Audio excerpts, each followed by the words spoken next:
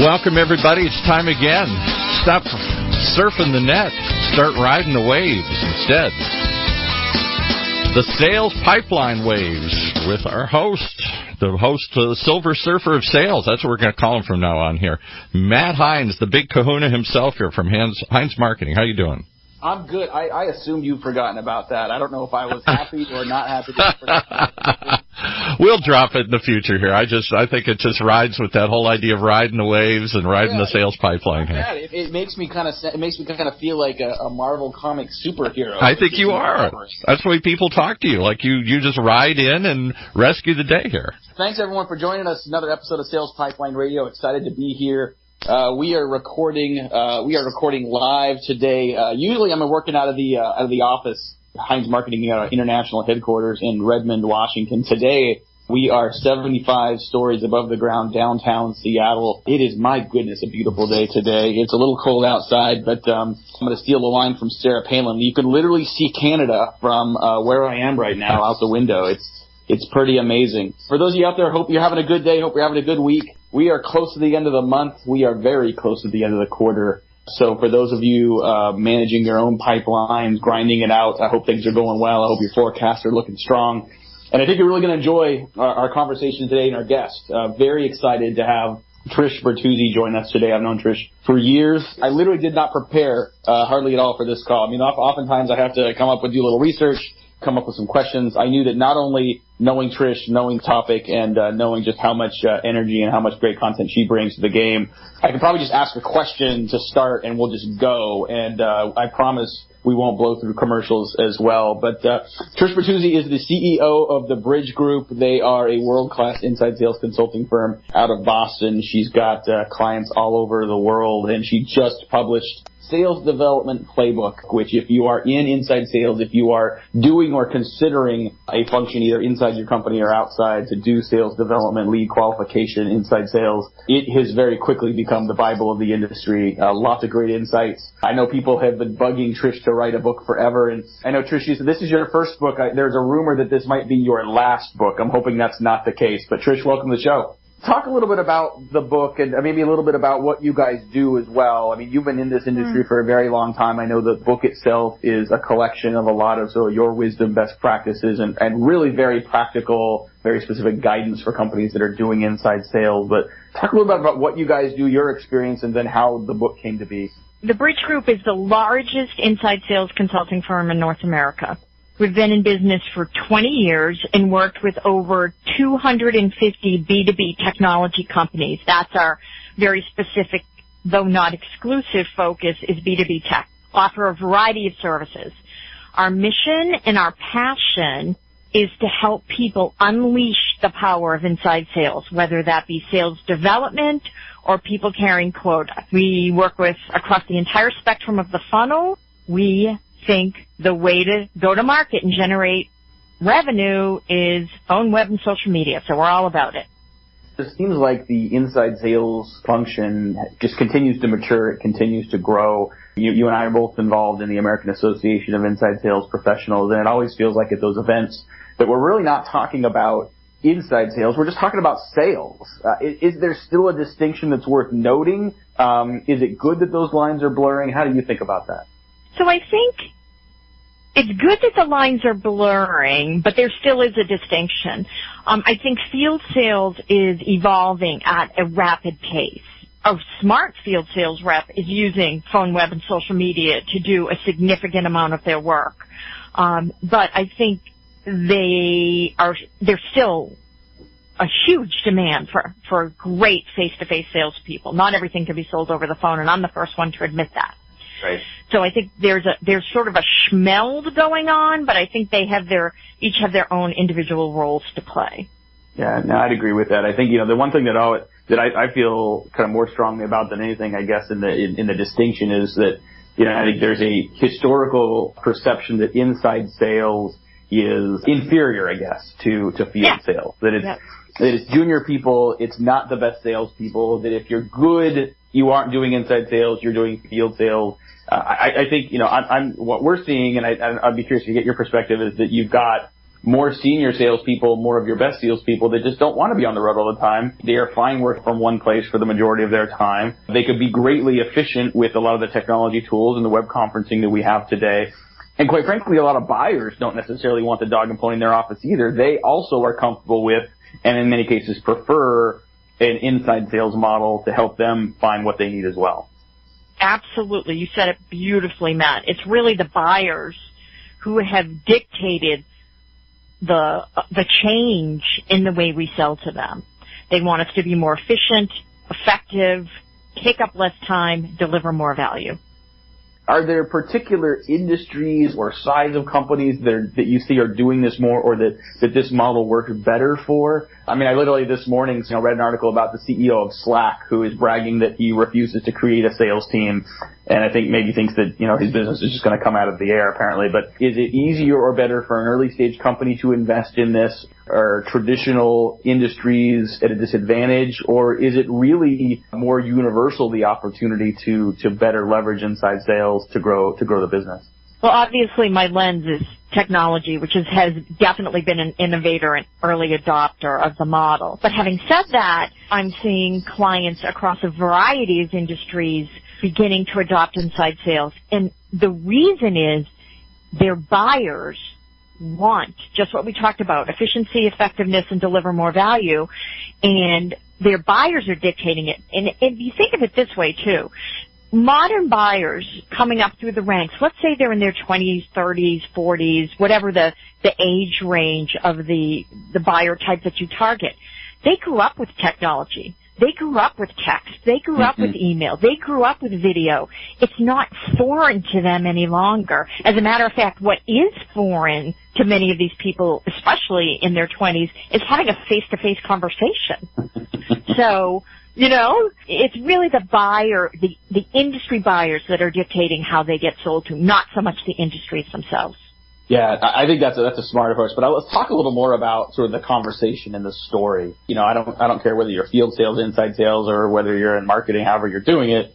I feel like one of the things that is becoming weakened a little bit in sales is a focus not only on creating customer resonance and telling good stories and having good conversations, but also as sales managers, our ability to prioritize practice and familiarity and comfortability. In some cases, just the art of conversation, as well as being able to create rapport with someone. In many cases, it's easier when you're in person because you can pick up on visual clues and you've got body language and other things. So on the phone, you've got fewer communication tools to do that, so it's even more important to have those skills. Do you see that as a priority? Do you see that as a need? And how does that sort of fit into the mix for you as well? Well, I mean, we spend a lot of time working with our clients, helping them to build their story. And not only to build one story, but to build multiple stories based on multiple buyer types. So if you're selling to multiple buyers, you're not speaking one language. You tend to be speaking 3 to 5. So that storytelling component is what we help our clients build in both the cadence with which they reach out to their prospects, as well as the themes of the messaging they leave. So I am 100% on your bus about the criticality of storytelling in the sales process. This is not easy stuff, no matter what kind of role you're playing in sales. I mean, you're learning a golf swing, and there's a lot of components of getting that right. But I think practice and familiarity certainly helps. We're talking to Trish Bertuzzi, who's the CEO of the Bridge Group with offices in Boston and San Francisco. She is the author of she's the author of the new Sales Development Playbook. If you haven't checked it out, if you're doing anything in sales, right after the show, not before, but after the show, go to Amazon, get yourself a copy of the Sales Development Playbook. We're going to take a quick break. We'll be back with Trish and Sales Pipeline Radio. Whether you're producing a seminar series, users conference, lunch and learn, or exhibiting at a trade show, Validar has a solution. From capturing leads at trade shows to managing on-site registration, tracking session attendance, gathering information, and providing sponsors lead retrieval, we have a full suite of solutions for you. Since 2005, Validar has been turning corporate events and trade shows into better business. Call 888-784-2929 or visit us at validar.com. With response rates as high as 100% and ROI in the tens of thousands of percent or more, contact marketing is an amazing tool for any enterprise, large or small. Contact Marketing is a fusion of marketing and sales that directly targets those critical connections that can change the scale of your business almost overnight. If you're ready to transform the scale of your business, visit contactmarketing.agency on the web. That's contactmarketing.agency. And now back to Matt and his guest. Awesome, thank you. Boy, these half hours go by fast. It's amazing how quickly these shows go by. If it's speeding by for you and you want to catch a replay of our time with Trish today, you can always get those at salespipelineradio.com. We'll have a replay of our conversation with Trish Bertuzzi, author of the Sales Development Playbook, as well as our past guests. Boy, we are very excited, very honored to have Trish Bertuzzi, who, if you're in inside sales and you don't know her, if you're not reading her stuff, you are missing out. She's been blogging and speaking and writing for a very long time with always very actionable, very succinct, just good insights that really are very focused on helping salespeople, sales managers get better. Excited to have her here today. We were talking a little bit about the idea of conversation, the idea of practice. I've started thinking a lot more about, not just for salespeople, for marketers as well, the idea that we don't write a piece of music and hand it to a professional musician and shove them out onto the stage at Carnegie Hall. And yet oftentimes what we do with salespeople is, we do a sales kickoff or sales meeting, we give them a new script or approach and put them right back on the phone. And I think, to me, that kind of breeds call reluctance. It breeds a level of lack of confidence and unfamiliarity with the content that comes across on the phone. What are some best practices, Trish, that you have or that you've seen work or that you've employed in your own consulting work to help companies just get better, help individuals get more comfortable, more familiar, more successful with the material they're using? Without a doubt, coaching comes into play. There's sort of two facets. One, you need to prepare your team for every campaign that you launch. As a matter of fact, Ardith Albee, who I know you know, Matt, who is a brilliant content writer and CEO of Marketing Interactions, she's actually written 2 books on the topic of content. When I interviewed her for the book, she shared with us something that she did with her clients, and it really was about preparing the inside sales team for follow-up, let's say, to an event.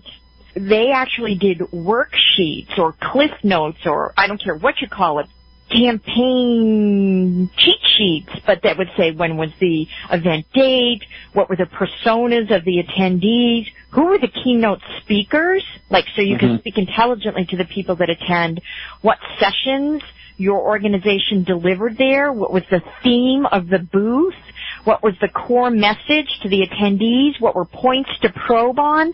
I mean, that level of preparation is typically missing. No, I would agree with that. And I think there's a point of diminishing returns on some of that. Knowing that, if you're inside sales, if you're doing outbound calling, even if you're following up on leads, you're going to leave a lot of voicemails. And so what I don't want people doing is, 30 minutes of research for a, 20-second voicemail. Friend of yours and mine, Steve Richard from Warsight, I talk all the time about something that I attribute to him. Maybe he stole it from you or someone else. I don't know, but it's what he calls the 3x3 method.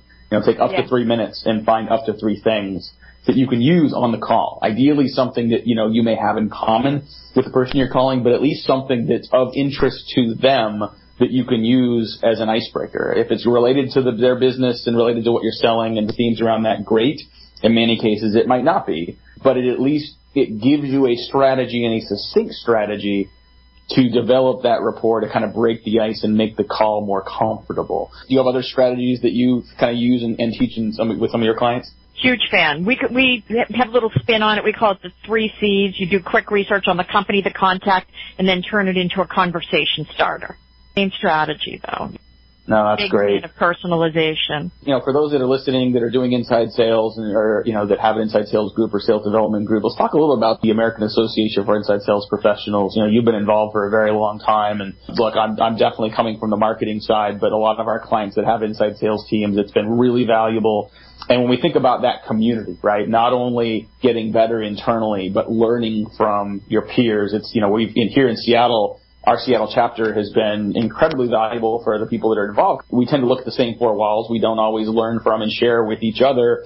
The inside sales community through the AAASP has been what I've seen is valuable to help bring that together through a variety of events and then chapter events. And you've been running the Boston chapter, or at least you've been involved in leading the Boston chapter for a long time. What has that meant for you, and what would your sort of advice be for people that may not have explored it yet? from the inception, I've been on the board of the American Association of Inside Sales Professionals. I mean, Bob and Larry reached out to me, I don't even know how many years ago. So I am a huge fan and a huge advocate of that organization. I did recently pass the baton of leading the Boston chapter to Lori Page and Lori Richardson, two of your favorite Loris, Matt. Yes. And they're doing a phenomenal job. I think for anyone involved in inside sales, it's sort of the one go-to place where you can network with your peers. And it's not just at the management level. I think it's critically important that people understand that. Individual contributors deserve a place to go and learn and be with their peers too. And I think AAASP provides both of those scenarios, which is where I think most of its value lies, is that it's not just focused at leadership, most assuredly a learning experience for reps themselves. So huge fan, huge advocate. Can't promote it enough. AA-ISP.org. Their leadership summit, which isn't just for leaders, by the way, is coming up next month. Hope to see you there, Matt. Those conferences are a lot of fun. I think for those of you that are inside sales, leadership, manager, frontline, that leadership summit that they do, and it's going to be in Chicago here, I believe. I can't remember the dates, but look it up on, AA-ISP.org. Just a great event, great content, great speakers. Great people to learn from. It's your chance to rub shoulders and talk to people like Trish Bertuzzi, our guest here today, CEO of the Bridge Group and author of the Sales Development Playbook. Ask you the proverbial crystal ball question. What are some things you're seeing that will continue to evolve as trends and best practices in inside sales? Are there things that some of your best clients are innovating and doing differently that might be on the horizon for other companies as they look to sort of improve efficiency and results out of their teams? I think a current trend is account-based marketing, account-based sales development, or as Craig Rosenberg calls it, and I love that he does this, account-based everything. Yeah. Love that. So the important thing to remember is everybody always wants to hop on the bandwagon of a trend, and when you kind of peel the onion on account-based everything, you realize that it makes the most sense for an ASP of over 50K, right? So it's not, just like everything else.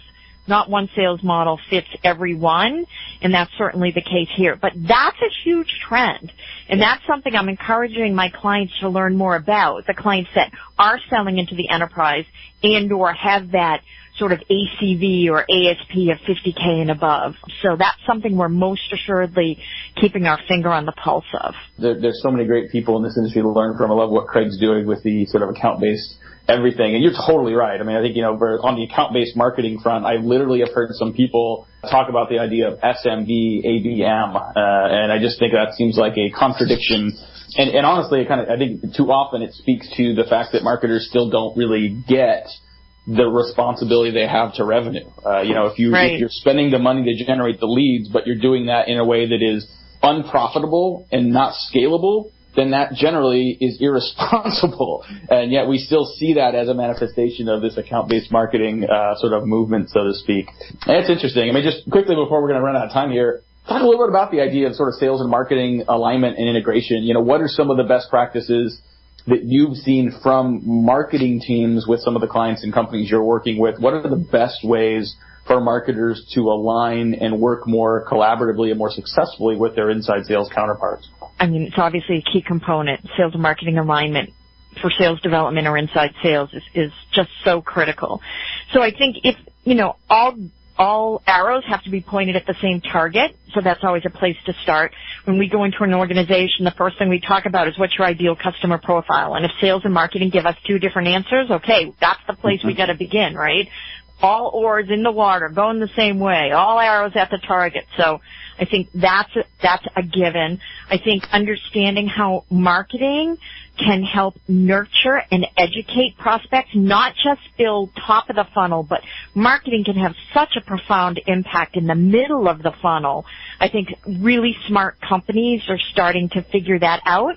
And then finally, I encourage every marketing person within our client base to go sit in the inside sales space and follow up on your own leads for a day a month.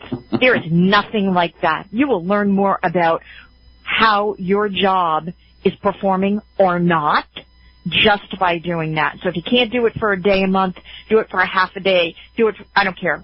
But if you're not making calls into your own leads, don't talk to me that you're in alignment. Yeah, I 100% agree with that. I think, even if, I think getting on the phone with your own leads is critical. I think even if all you do is just sit amongst your sales team and just watch and listen to what they're doing, you will see that their phone numbers suck, that, that their processes are bad, that the leads aren't what you think they are, that in reality, that nice up to the right chart that you're showing the board every month, there's tons of room for improvement. So focusing less on pointing fingers and more on making the pipeline better, that's what it's all about. So now we're running out of time. Trish Bertuzzi, CEO of the Bridge Group. Real quickly, before we wrap up, if people can go to Amazon.com, get a copy of your book, where else can they learn about you and read some of your other stuff? We have a great blog at blog@bridgegroupinc.com. They can follow me on Twitter, Bridge Group Inc.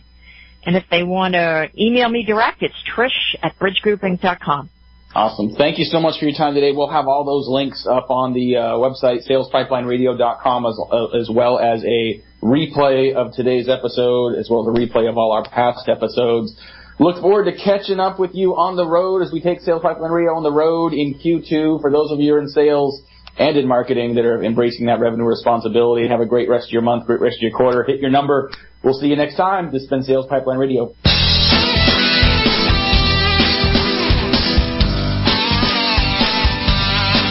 You've been surfing the sales pipeline with the big kahuna himself, Matt Heinz from Heinz Marketing.